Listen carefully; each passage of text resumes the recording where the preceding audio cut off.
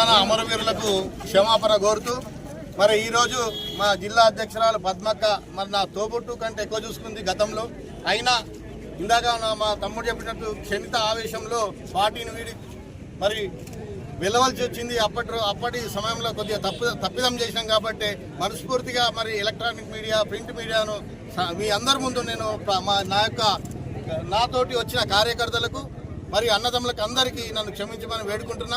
మరి ఇక్కడ అహంకారపూరితమైన పాలన జరుగుతుంది. మరి అప్పుడు కూడా వాళ్ళు ఎలక్షన్లప్పుడు ఒక మాట, ఇప్పుడు ఒక మాట జరుగుతుంది, ఒక మాట ఇవ్వడం జరిగింది. కాబట్టి కాంగ్రెస్ పార్టీ చెప్పింది ఒకటి, చేస్తుంది ఒకటి. కాబట్టి ఈరోజు పార్టీని విడిచి మరి మళ్ళీ బీఆర్ఎస్లోకి వస్తున్న సందర్భంగా అక్క కూడా